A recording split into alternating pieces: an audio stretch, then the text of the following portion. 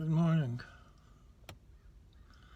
I was working in the lab late last night and I ran across a seminar by a trillionaire giving a seminar to billionaires and some folk who only had $80 million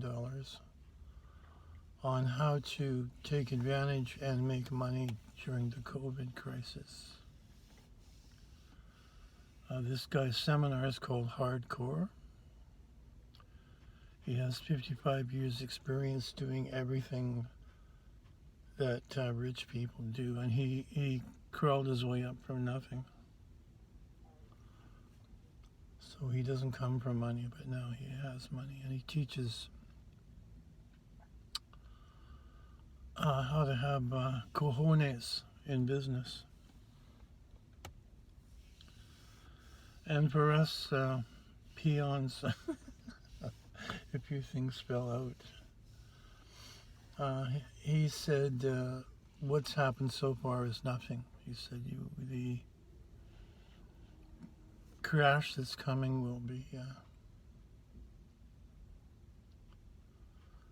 something we're beyond belief. We're not prepared for it. It's going to be worse than the last depression. For these people, he was talking about making deals, and this is the kind of a deal where you buy a cigarette company for $25 billion, for example. And he had a list of people who are doing this and have done this all the way through COVID. There was about 35 of them.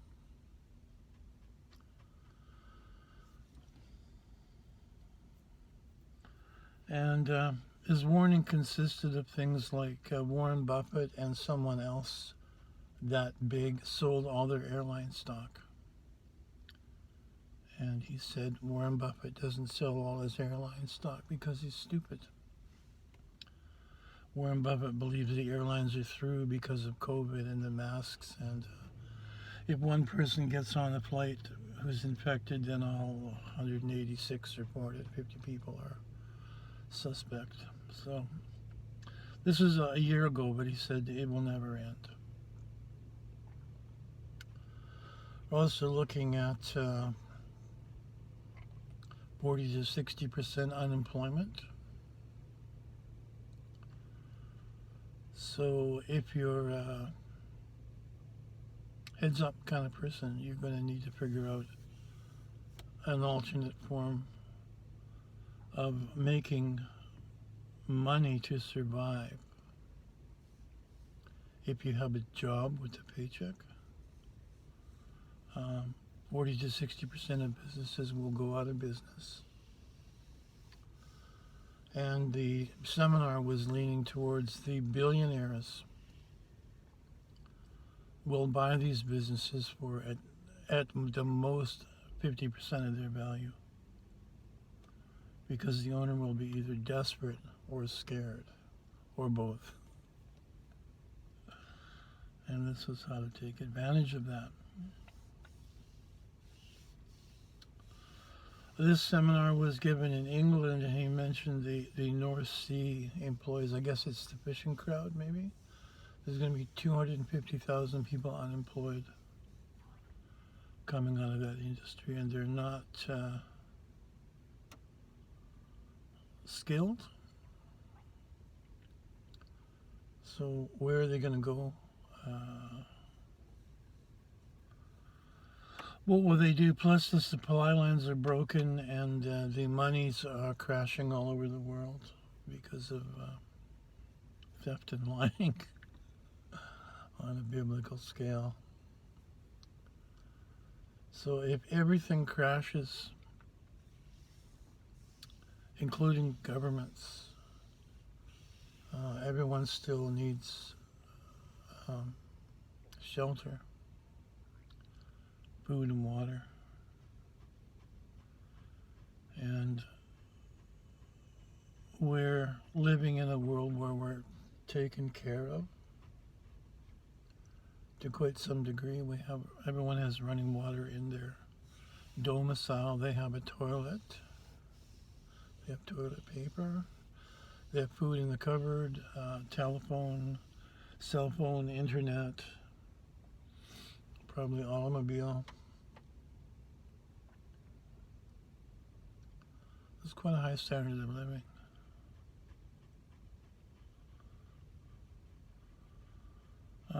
There's a book by Robert Prechter called How to Survive the Coming Crash.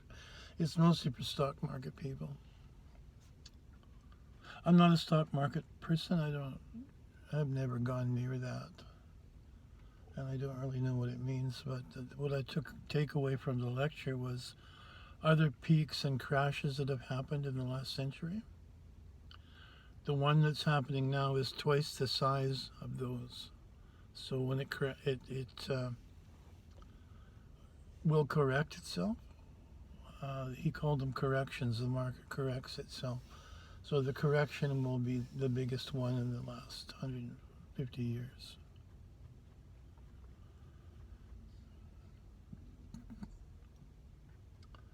So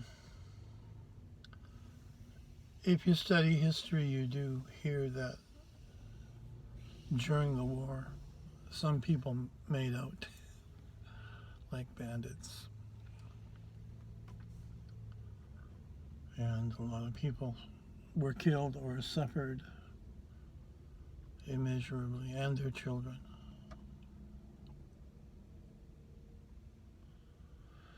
So I'm in medical research, and I believe there is a new plague coming, which is called the kill shot. My personal belief is this relaxation of COVID restrictions is to set us up for being wide open to getting this new thing. And then the government can say, well, it's your own fault because you rabble-roused saying we want to get rid of masks and restrictions. So we did that, and now you're all dying. The kill shot will have a 70% death rate. And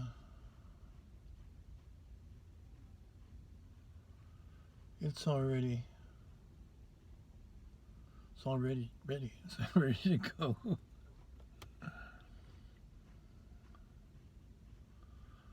This is based on depopulating the world.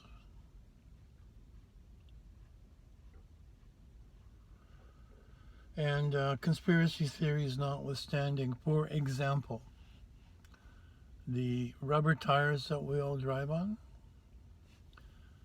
as we turn the wheel, that grinds off a microscopic powder of black.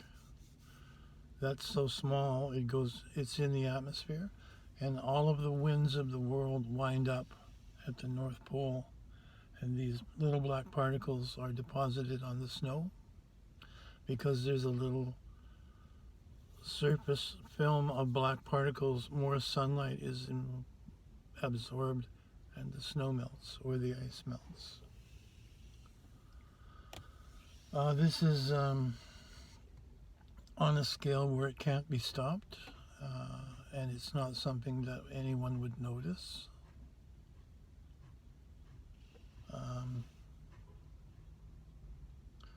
Historically, for example, the Romans, the richer Romans, the executives, the Caesars, the Senate people, bought lead cookware because it was the most expensive stuff at the time. They all got lead poisoning and went a little nutty. And this wasn't figured out till hundreds of years later. Could have contributed to the fall of Rome because the executives are not behaving normally.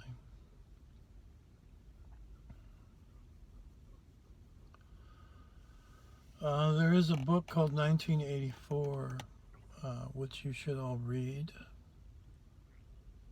I'm in Canada because we have real schools up here where they make you learn stuff. If you notice how articulate all the truckers were, educated in Canadian schools.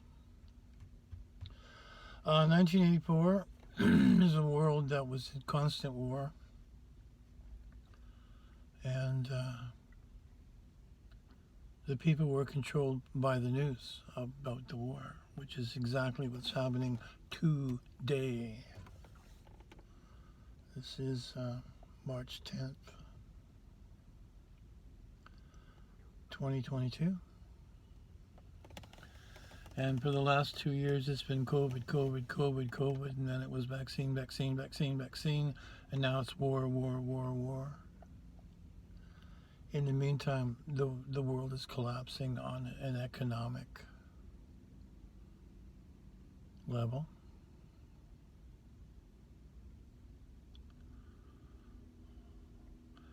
And that's hidden. I saw a film of a meeting of the people who put things together, and there was a doctor there who said, "Isn't this kind of illegal what you're doing?" And they said, "Yes, but by the time they, meaning the peons, figure it out, we'll be long gone." And she lost her license from reporting this kind of stuff.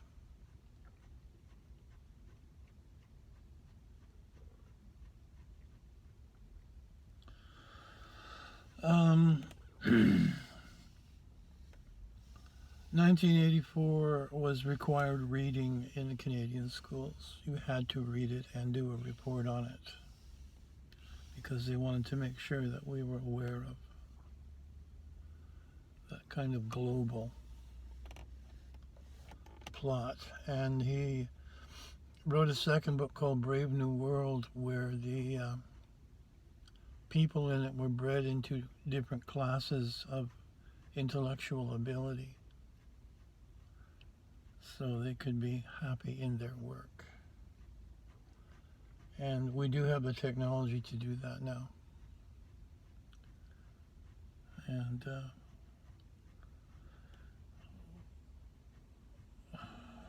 we're headed towards a surveillance society where we'll be dealing with AI and humanoid-looking robots. Even yesterday, they found a way to make a small robot, and they've made a small creature out of stem cells from a frog, and they put the stem cells from the frog in the small machine, and you have a combo unit, which is a self-replicating biological robot machine. What could go wrong?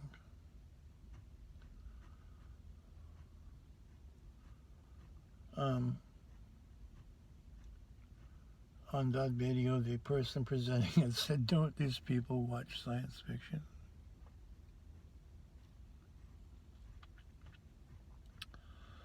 Stepping back 50 years, I think a man named Alvin Toffler wrote a book called Future Shock,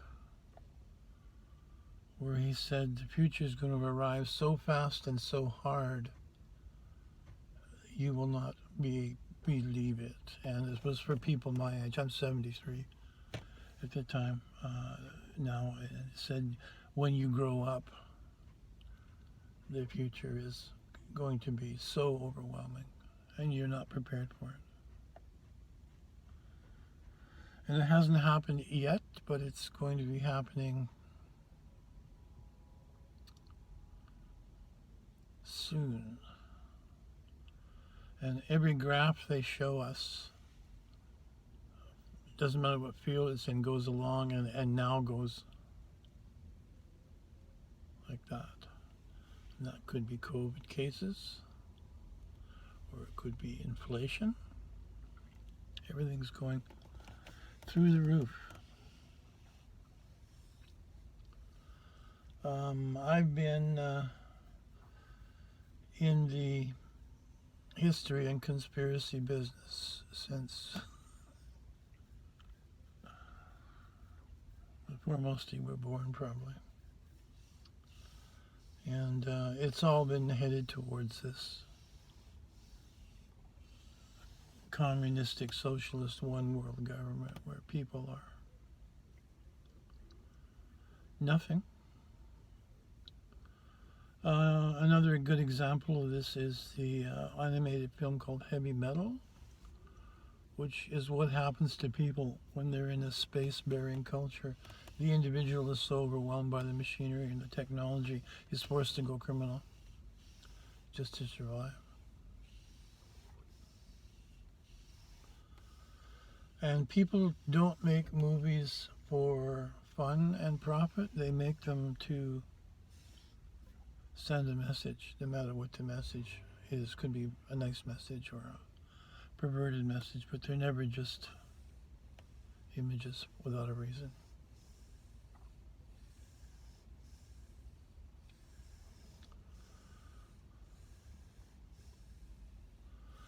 So there are people saying prepare, save food, gold, guns, water, ammunition. I'm watching the shelves in the grocery store, and they're still okay, but a few months back, the prepper items started, there's fewer and fewer. You can't buy a can opener in this town to save your life. You can't buy a lid for a mason jar in this town to save your life. And it's a little bit worse now, and because of the war, if that breaks into actual super conflict, I bet you the grocery stores will empty out. When this COVID thing first happened, I went to the grocery store, and there was basically nothing in it except one roll of paper towels, and all of the Black Forest cakes were for sale for $4 each to clear them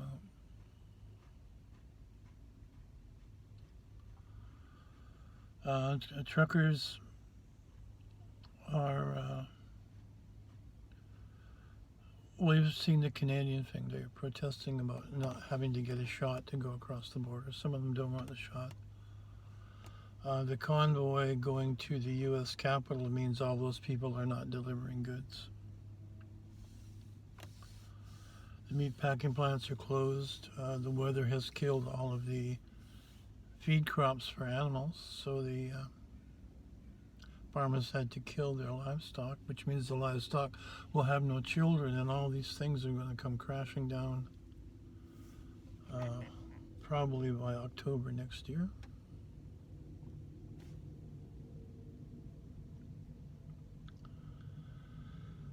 But at the moment in the West, everything's okay. The lights are on, the cell phones are on, the internet is on, the water's running, the heat, natural gas is flowing.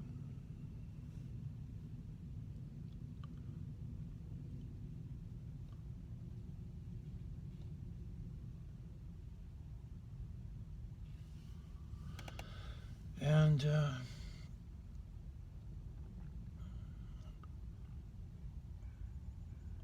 I don't know how people are surviving. The people who lost their jobs, there's social backup in North America, like unemployment insurance and welfare. But if that stops,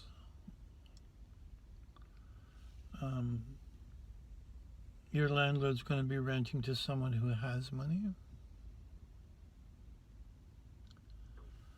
And if you have children who are starving,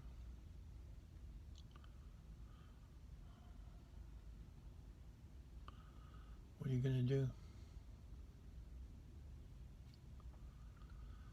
So please start now preparing alternate ways of making a living. Maybe move out of the city if you can. Because in cities there will be roving gangs of predators looking for food, guns, beautiful women, And if it's 23 to you, what are you going to do?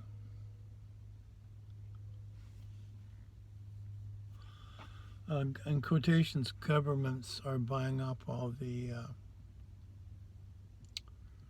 prepper type food, the prepackaged meals, the things that campers would buy, the kind of meal in a aluminum foil bag, pour in boiling water and eat it. I don't know if they're buying that so they'll be able to dispense it, or if they're buying it up so that people will be starving and they can manipulate them by saying, give us what we want and you get lunch.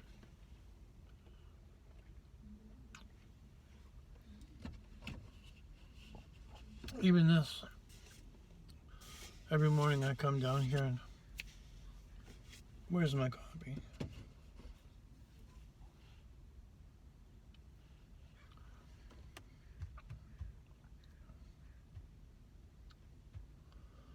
As I drive through the town here, I see all the gyms are closed.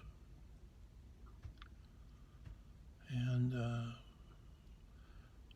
they're almost always at least a quarter or half a floor of a building. Must be tremendous rent.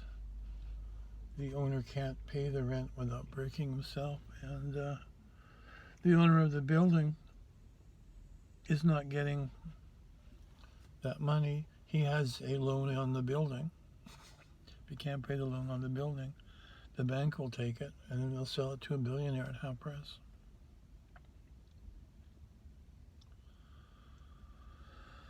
So we're headed towards, in my opinion, from all of the, I do this 24 hours a day,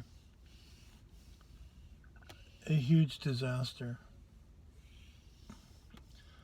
And it's hard to believe because everything's fine. Gas is $8 a gallon where I am. Americans are whining because they're paying $4 a gallon. But the garbage is being collected where I am. The water plant's on, purifying the water. The natural gas is flowing. The electricity's on. The internet's on. The phone's on. The cell phone's on. I saw my first 5G towers yesterday. They're huge. And they said yesterday that Russia is going to do a cyber attack on North America. They're balling up their own internet inside the country, which everyone believes is a precursor to they're going to attack the rest of the internet. So even a very small thing, like if you bought black-eyed peas in bulk to cook during the crash, if you don't know how to cook them and soften them up, you can't go to the internet and get the recipe for that. I had some beans like that, soaked them overnight and cooked them the next day. They were still hard as a rock. They have to be pressure cooked. Now I know that, but I didn't know it then. So you need a pressure cooker. And if everyone needs a pressure cooker, they'll be sold out of the secondhand stores. You won't be able to get one online because the internet will be down. And you won't be able to get it delivered because the truckers aren't working. And you won't be able to pick it up because you won't be able to afford gas to go to the pickup point.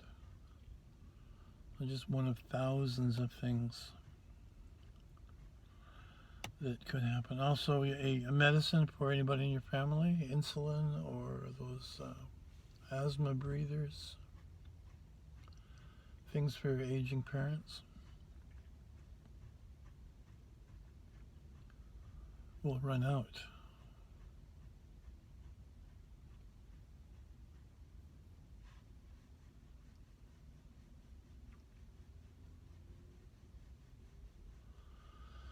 And we'll see what happens because it should be happening in the next 2 weeks. We've got Russia, Ukraine, all of NATO surrounding Ukraine. Biden's not buying oil from Russia anymore. That's supposed to really take their money away, but he's going to be buying it from Iran, and Iran's going to use the money for their nuclear program. If they run the nuclear program, Israel will attack them. If Israel attacks Iran, Russia is obligated to attack Israel. If Russia attacks Israel, the United States is obligated to defend Israel, so the United States must attack Russia.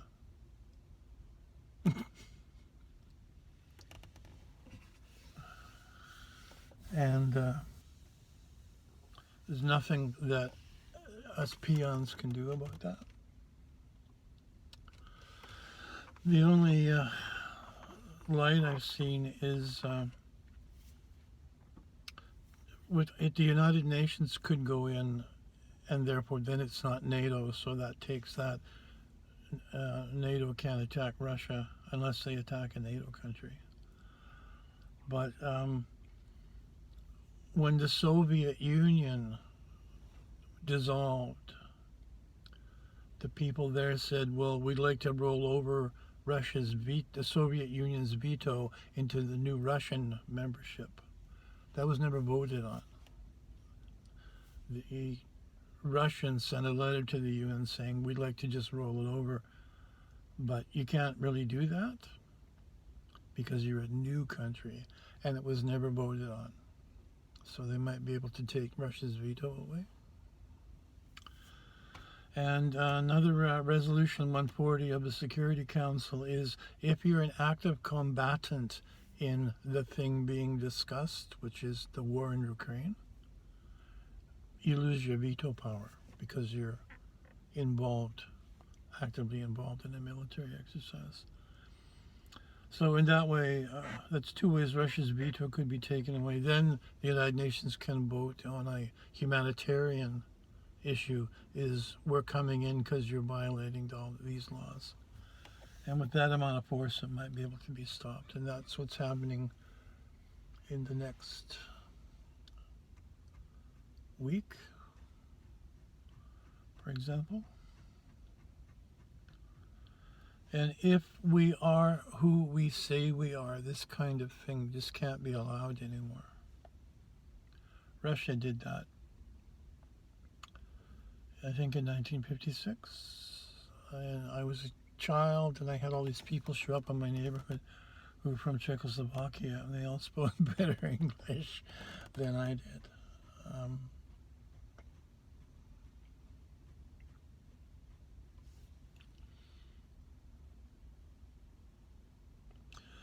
But behind that is you look at, is this the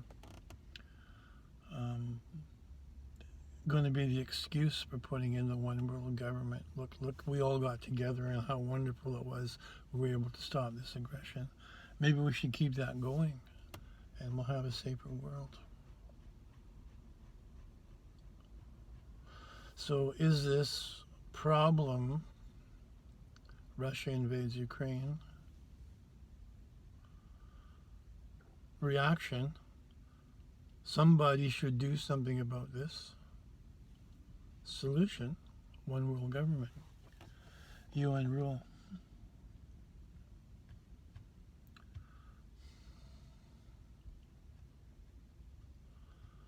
That could be the Great Reset. And in case you don't know, one of the other reasons for the Great Reset is governments have been stealing money from us since 1645. And they don't want that to come out.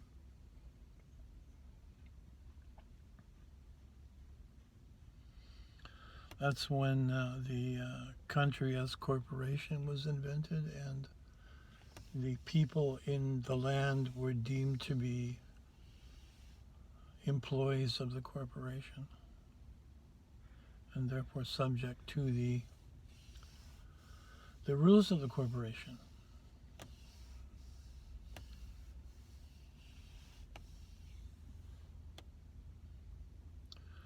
Example of that is a municipal fine. The municipal people say, I'm fining you for parking there. The municipality has no authority over you unless you're a member, which is why they say you need a business license. Once you ask for that, then you're a member, then you're subject to the laws of the corporation.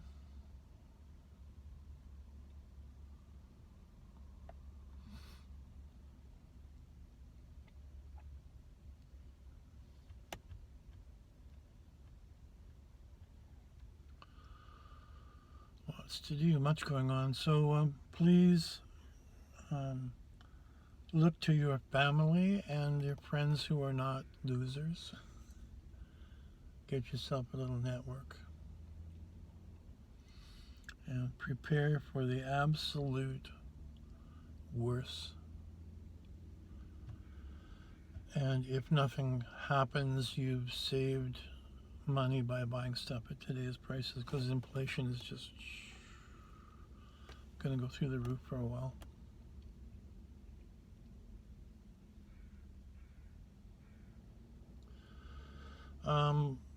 If you don't want to read the book 1984, there are 3 movies, and there are audiobooks on YouTube, and there was a New York play. And if they filmed that, apparently it was so bad and so real that people were throwing up in the theater or leaving. Just, I can't take this. And all it was a totalitarian government like we have everywhere, torturing people to get them to conform. And this is the political prisoner. What do you think happens to political prisoners? They're not criminals. They just oppose the corruption of the government.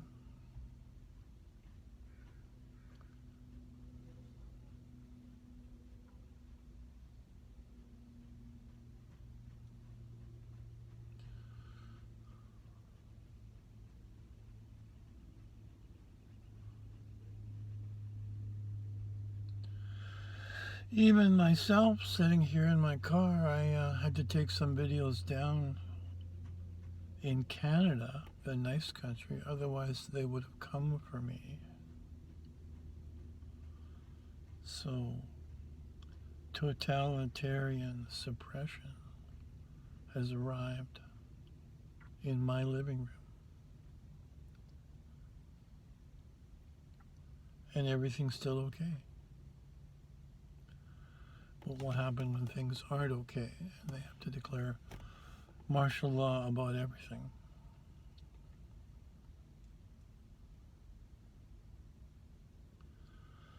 And you can see what happens in a communist takeover. Any country that's had that, whether it be 50 years ago or 23 years ago, they're still communist, and amazingly, the president gets reelected every time. Although the people are starving and being beaten up with rifle butts in the street, they still vote for the guy? I don't think so. It's thanks to the good old Canadian-made Dominion voting machines.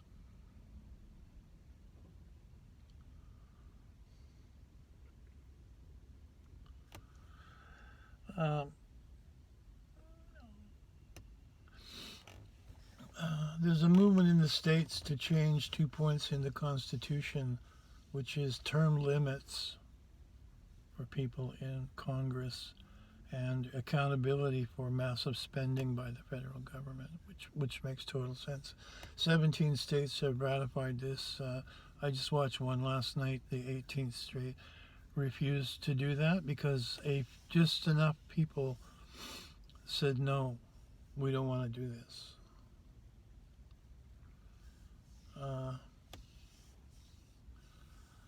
But if you watch The Common Sense Show by Dave Hodges, there's a lot of talk about incumbents who've been there forever, and if you look at what they vote for, they are not voting for the interests of the people. And they've been there for 20 years. Even the president only gets 2 terms. So a lot of them have ties to China and are controlled by China. So China's controlling the Congress in Canada.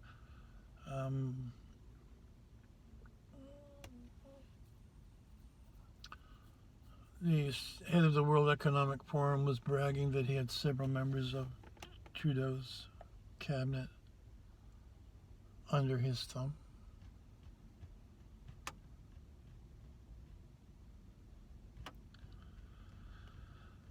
If these people are meeting 4 years in Congresses and parliaments, supposedly they're making laws to make things better, to take the criminal activity and make it harder and harder to be criminal.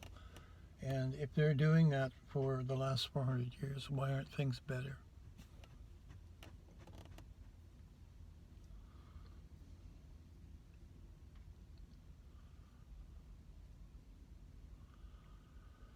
So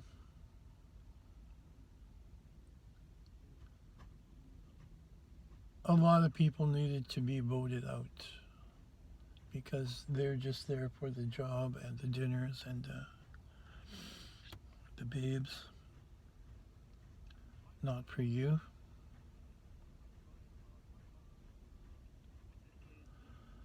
And there is this logic of it's safer for the country to have an experienced crook on the job rather than a new person who's honest, who doesn't know the job.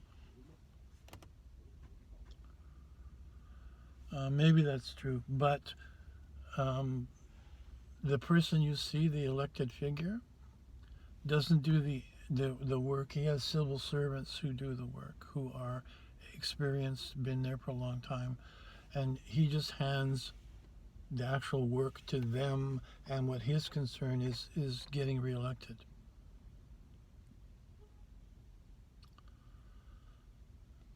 I got that information right from that assistant to an elected person who actually said that. He said, I don't have time for this crap.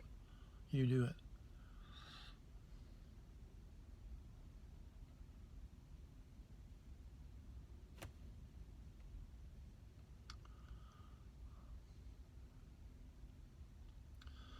I don't know.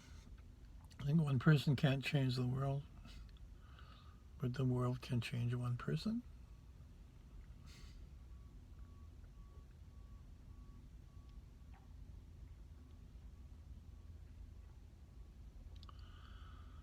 I think I'll end that for now. I pontificated all I can.